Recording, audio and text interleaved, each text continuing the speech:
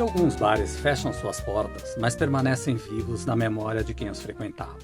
Afinal, o que eles tinham de tão especial? Para falar um pouco sobre alguns desses lugares mágicos, o Clube do Choro, Vou Vivendo, Filial, Genésio, Genial e Mundial, nós convidamos Elton Altman, personagem-chave de muitas dessas histórias, para uma entrevista que acabou virando um papo de boteco.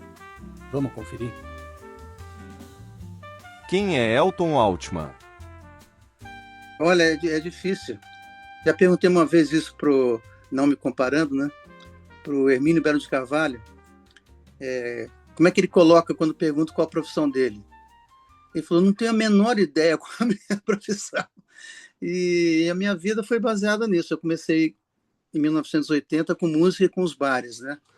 Então foram muitos shows, muita atividade cultural e muitos bares. Mas eu continuo como produtor cultural. Como nasce a história dos bares dos irmãos Altman? Eu comecei muito cedo na história de música, né? E eu comecei exatamente no Clube do Choro, na Associação Clube do Choro, que era uma entidade para reunir, fazer pesquisa, criar um arquivo memória, reunir os chorões que estavam afastados, tocando no fundo de quintal, e um grupo de jornalistas, desenhistas, intelectuais, como a própria Laerte, foi na casa da Laerte que começou o Clube do Choro. Eles criaram essa associação, eu chamo associação por maneira jurídica de falar, né? Mas na verdade era um clube para as pessoas se reunirem, tocar e falar sobre choro, e promoviam shows, jornalzinho. Eu entrei nisso e fiquei apaixonado. Eu já estudava cavaquinho, eu tinha 17 anos, e comecei a seguir o Clube do Choro direto até ficar fazendo parte da diretoria, tentando salvar essa história, até que o momento ficou meio insustentável. Tinha aluguel, tinha que ter uma secretária, tinha que ter as coisas básicas para ter o clube, né? Os sócios pagavam e tinha uma inadimplência, o valor da carteirinha era muito barato, e vários pesquisadores que faziam parte queriam que terminasse o Clube do Choro. Eu, super empolgado, eu não aceitava isso, que eles queriam se reunir a cada 15 dias na casa do pesquisador. Eu falava, não, mas o Clube do Choro tem que ter choro, tem que ter as pessoas. E falaram, Elton, mas você está sozinho, para você conseguir. E eu fui atrás. Procurei na época o Sargentelli, que ia fazer shows de graça para a gente, ele tinha um poder muito grande na noite de São Paulo. E surgiu a ideia de montar o bar, então, e colocar o Clube do Choro dentro, que assim pelo menos não teria mais as despesas de sede, nada, e passaria a se reorganizar através do bar. Isso era para fazer durante 5 anos para acabar minha faculdade, e eu parei, foi com a faculdade. Montamos o Clube do Choro. Vou Vivendo, muito mais que um bar. A intenção do Vou Vivendo já era diferente, já era uma coisa assumida que como profissão, né? Sempre teve o romantismo do lado. Nunca fomos donos de bar pragmáticos com comércio, com lucro. Claro que tinha que existir, porque a família começou a levar a sério a viver dos bares. No começo todo mundo fazia faculdade ao mesmo tempo, era uma coisa meio assim. No Vou Vivendo foram 4 anos depois, foi 4 anos depois do Clube do Choro. O Clube do Choro, ele progrediu muito, né? Ele fez a Rua do Choro, chegamos a levar 10 mil pessoas na rua para ver Elisete Cardoso, Paulinho da Viola. Então tinha toda essa atividade em teatros, no bar e na rua. O Vou Vivendo já era um passo para... A gente queria largar essa tendência de que o choro era uma coisa muito específica e partir para outro tipo de música popular brasileira, tão rica quanto, não tinha aquela coisa do choro. E o elo disso, que a gente achava que era o elo da música brasileira, era o Pixinguinha. Por isso que o bar chamou Vou Vivendo, que é uma das músicas mais perfeitas do Pixinguinha.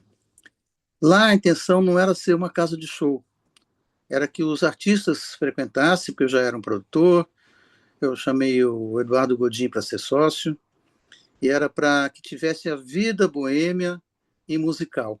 uma coisa que naquela época já se achava que poderia se perder. O sucesso dessa frequência e da música, que tinha música, mas era com um horário bem específico, terças e quintas tinha choro, aí na segunda tinha o Laércio de Freitas, o maestro Laércio de Freitas, aí tinha um dia que tinha o Heraldo Monte, mas era basicamente instrumental e não tinha shows. E com esse monte de frequência, quem ficou muito minha amiga e não saía de lá era a Nana Caymmi.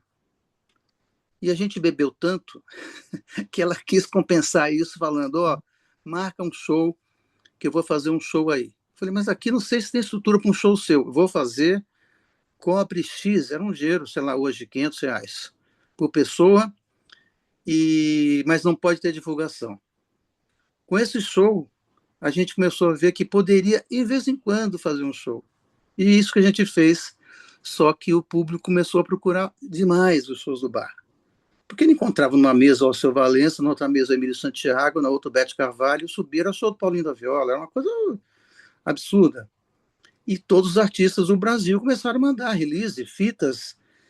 Começou a vida do bar ser o bar, mas no salão de cima tem a música da casa, que era simplesmente Mônica Salmazo, Renato Braz, Heraldo do Monte, Laércio de Freitas, Conjunto Vou Vivendo, que só tinha craques, que se revezavam no meio de 20 estreias por mês. Histórias e mais histórias. Tem um, vou tentar contar, abreviar. Eu levei o Jamelão no bar e fiquei a noite toda com ele. Nesse dia tinha tido o lançamento de um disco do Maurício Tapajós e Aldir Blanc. Dessa vez o Aldir foi lá, mas dessa vez o Aldir não foi. E estava Paulo César Pinheiro, chegou Ivone Lancelotti, Nana Caymmi, tinha uma porção de gente assim lá. E super lotado. E eu levei um amigo meu, Pedro Miguel, hoje estaria com mais de 100 anos. Falei, vamos lá, o Jamelão vai estar lá, leva o violão, vamos ver se ele canta. E o Jamelão tinha costume de dormir na mesa, né? Ele põe os elásticos na mão e ficava cochilando. Eu falava uma coisa, ele ouvia, abria o olho, respondia. Aí esse meu amigo, Pedro Miguel, grande cantor da Noite de São Paulo, começou a cantar. Né? Ela disse-me assim, tenha pena de mim. Jamelão abriu o olho e falou, não adianta me provocar não, que eu não vou cantar. Ficou todo mundo quieto. De repente, aquela turma de artistas, de músicos, de clientes, ele cismou, levantou e começou a cantar.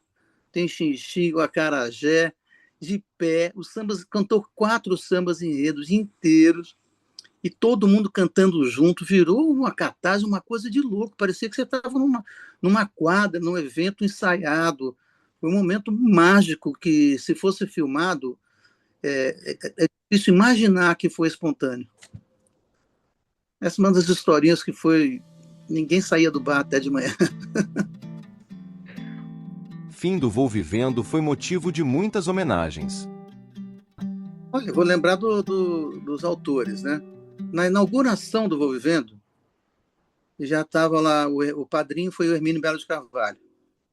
E entre os convidados também para participarem desse apadrinhamento, estava o Sérgio Natureza, Fernando Brant e Paulo César Pinheiro.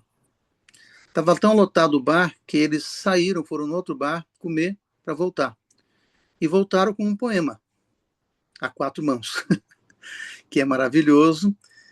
E, claro, não saberia lê-lo nem decorado. E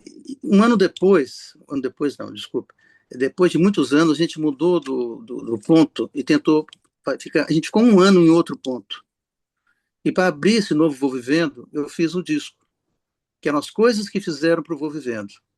Então tinha a música inédita de Hermeto Pascoal, que ele escreveu na parede, tem um poema lido por Paulo Vanzolini, em estúdio, porque tirar dele do Museu Zoologia era um problema difícil, ele sempre foi super solícito comigo, com os bares, e eu consegui levar para o estúdio gravar. Tem música do Jean Garfunkel e Cezão Machado, falando da saideira, tem Celso Biafra e Vicente Barreto, todas as músicas que foram feitas, músicas e poemas feitas para o Vou Vivendo. que tem até hoje. Outro dia eu vi na internet, R$ 500, disco inédito, apenas uma prensagem e lacrado. Eu fiquei super triste. Falei, por que lacrado? Essa pessoa não ouviu, mas está valorizado na internet. Filial e Genésio, um novo conceito com a mesma alma. Eu acho que o bar, da forma romântica que eu via, que, por exemplo, o Hermínio falava, um bar que o Mário de Andrade teria orgulho em frequentar. O Zúzimo de Mello falava que era a antessala do Ministério da Cultura. Esse público, essa era a ideia nossa. A ideia é que as pessoas conversassem, falassem sobre música, sobre o dia a dia. Eu não queria que ser a melhor comida, nem a melhor música, nem nada a melhor de São Paulo. Eu queria que essas pessoas se encontrassem. O Filial, por exemplo, ele começou a ser chamado Bar dos Jornalistas. Todos os jornalistas que mexiam com música, desde o editor, que na época tinha seus 70, 80 anos, até a foca do jornalismo ali com 18. Então tinha grupos de universitários interessados em boemia, em música, e claro, né, como também Hermínio fala, o bar tem que ter dignidade. Ele fala assim, tem que ter o copinho limpinho, a comidinha tem que ser boa, a bebida tem que ser muito boa e tem que ter alma. Não sei como é que faz para criar alma, mas nossos bares tinham alma. As pessoas iam lá e frequentavam diariamente, criavam na época como é que chama? O Orkut, que os donos nem sabiam, discutiam lá, defendiam o bar como se fosse uma pátria. E era uma pátria, vamos dizer assim, uma trincheira de bons papos, boas amizades, de falar muito de cultura, arte e de política, sempre. Helenice Altman e um cardápio inigualável. O peso que o bar, que sempre quis ter qualidade, claro, começou a ter o cardápio muito elogiado. As pessoas começaram a ir também na madrugada para comer. Tinha gente jantando às 4h30, 5 horas da manhã. E o cardápio começou a ficar conhecido. Algumas coisas foram lançadas lá que não existiam na noite. A própria caipirinha, que eu chamei um mestre que tinha, o Totó, que tem um bar em São Paulo até hoje, que ele mesmo fazia as caipirinhas. Eu falei, eu quero fazer 2 páginas no jornal do Filial, mas você tem que ensinar meus barmans a fazerem as caipirinhas igual você. Ele deu todas as receitas e fez. Ficaram famosas. E depois começou essa coisa da comida ficar famosa.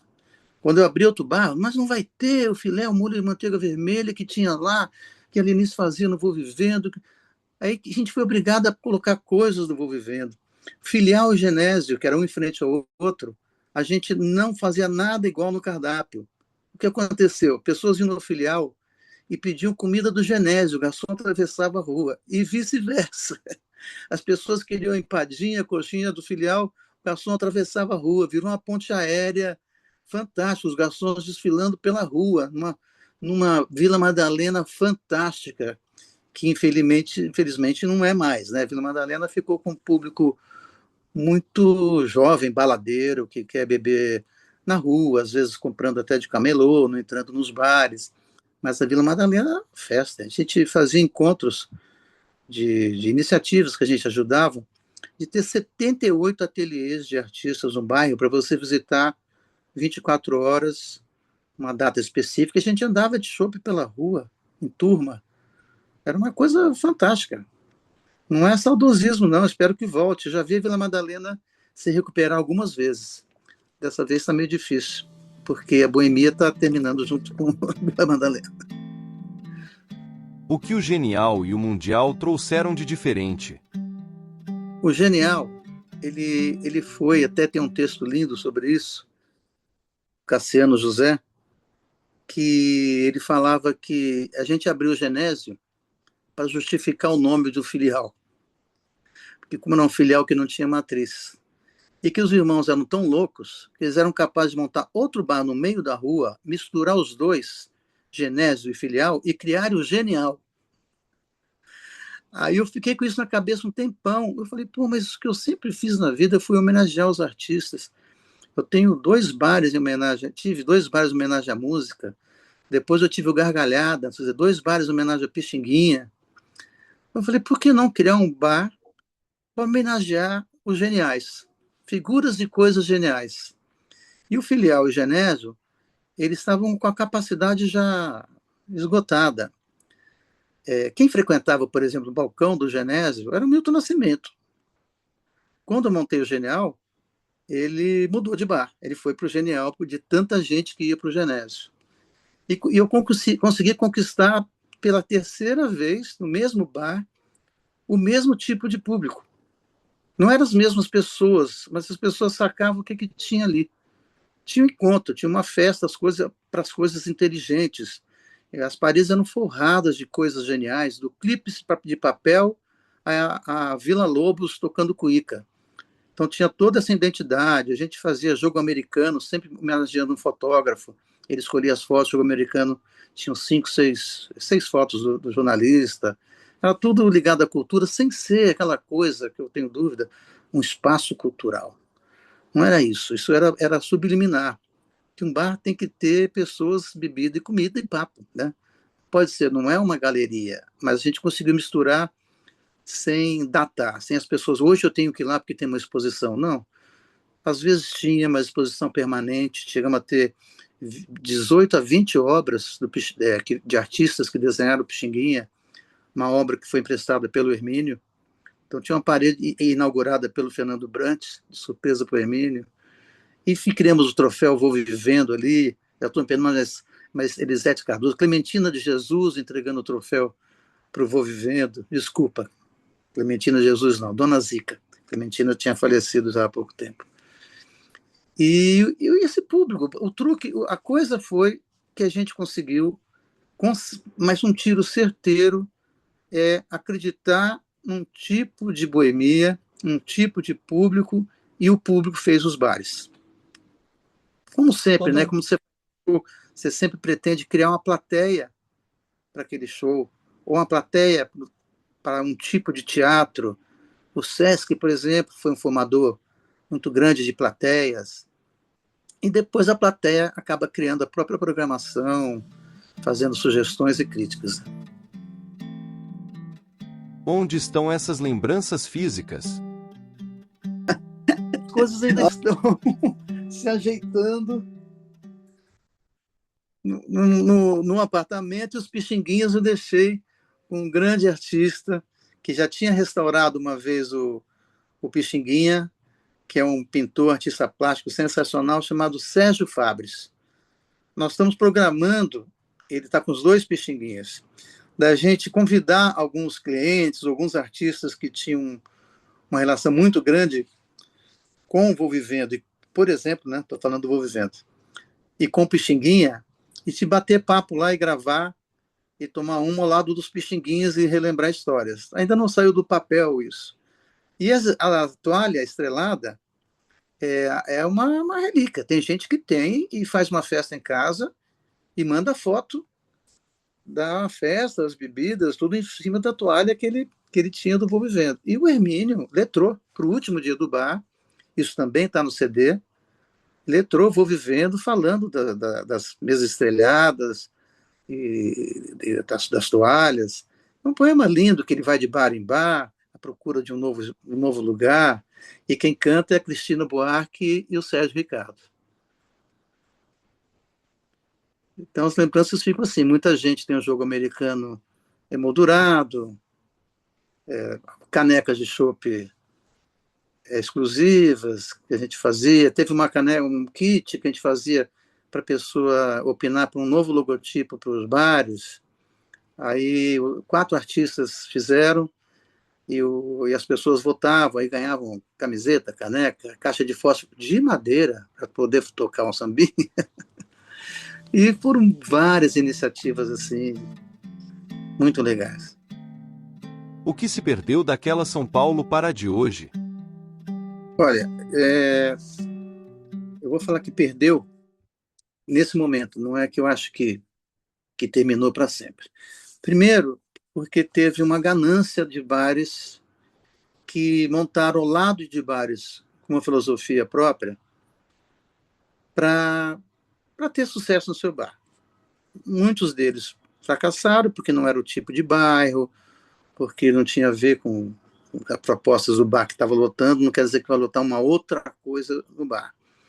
E eles foram muito agressivos no comércio, fizeram um comércio assim de colocar cervejas a valores ridículos e atrair pessoas que não tinham aquele tipo de vivência. A vila começou a ter pancadão, coisa que é inadmissível para a vila.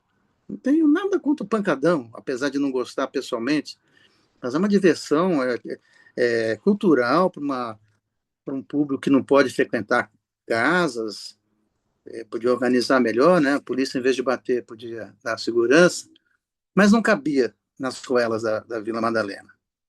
Depois veio a Copa do Mundo, e levaram 80 mil pessoas para as ruas, as cervejarias, tudo se aproveitando esse sucesso da vila. Isso destruiu a vila. Isso mexeu com a boemia dos bairros mais boêmios. Isso era de pensar que ia repercutir. E tinha uma coisa jovem que era balada começando, que poderiam conviver normalmente. Com essa discussão da boemia existir ou não, veio a pandemia. Na volta dos bares, ninguém quis mais ficar aberto depois das 11 da noite.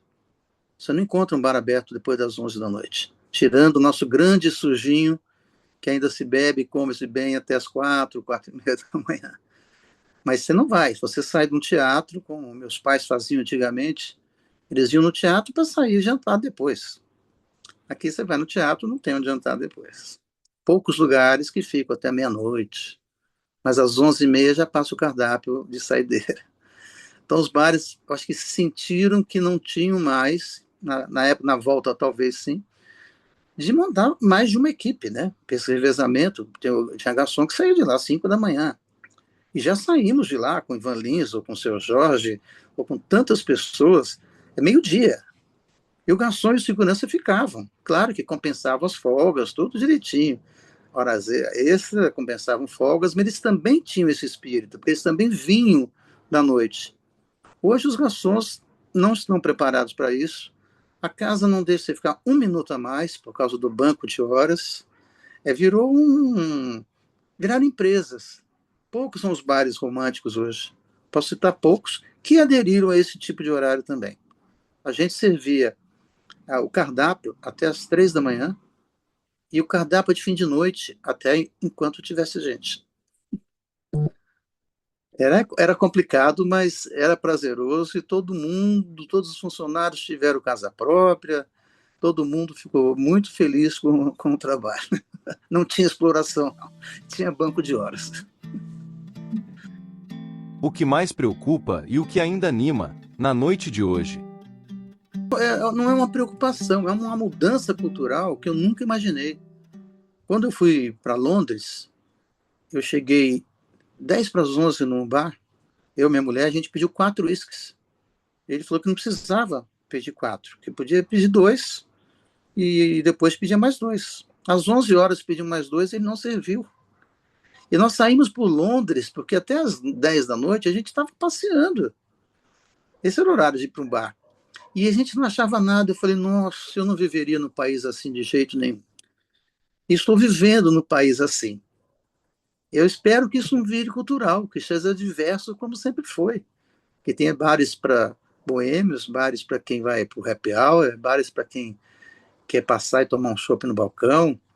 Mas não estou vendo saída porque eu acho que houve uma acomodação dos donos e uma pergunta que sempre fica, né? Não existe mais bar boêmio porque não tem mais boêmio ou porque não tem mais bar boêmio?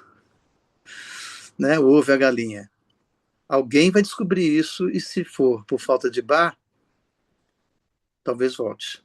Não estou descartando a possibilidade de eu mesmo voltar. Muitos te pedem para abrir um novo bar. Se alguém te convencer, como ele será? O que acontece de pedido para eu abrir é todo dia que eu saio de casa. Todo dia que eu vou a um show, que eu vou a um bar, eu vou a um restaurante. Pô, a gente não tem mais. Só que esse público que frequentou é um público que tem que se misturar com o público jovem. Que o meu bar não tinha característica de público idoso. Os idosos se misturavam. Você pegava boêmios de 80 anos aos 18 mesmo. Era assim. Então as pessoas falam disso, que querem, mas como que eu montaria? Sempre seria recuperando esse bar que você chega sentindo em cá, bar doce lar, bar doce bar, que as pessoas sentassem, que o garçom já sabia o nome dele, perguntava quando ele estava sozinho se ele tomaria a mesma bebida. Quando ele estava acompanhado, não perguntaria, porque ele não sabe se o freguês quer que a pessoa que está com ele saiba que ele é rotineiro. Então tinha todos os truques. Quando tinha um cara sozinho, o senhor vai querer aquela caipira de frutas vermelhas? Ô, avô, como é que você lembrou disso? Quando ele estava acompanhado, falava assim, o senhor deseja beber alguma coisa? Então tem todos os truques de boemia que nossos garçons... Eu tive garçom que ficou mais de 30 anos, que é meu amigo até hoje, seu Calixto. Ele é conhecido em qualquer lugar. Ele já saiu em várias fichas técnicas de show. Eu tinha um projeto que era o Boteco do Cabral, com o Sérgio Cabral, que os artistas ficavam na mesa e tinham as mesas atrás com convidados que bebiam. E o garçom era o Calixto. Ele entrava e ele era aplaudido igual artista. E eu tinha uma série de garçons que incorporaram a alma do bar e que já tinham experiências na noite. Então ele não tinha ansiedade de voltar para casa. Ele sabia que o horário dele é aquele. Tinha dias que ele entrava às 9 da noite. Então ele saía às 4 da manhã. Ele trabalhou 7 horas. Aí tinha outro que chegava às 11 da manhã. Que tinha fim de semana, era da meio-dia às 6 da manhã. Gostou desse bate-papo?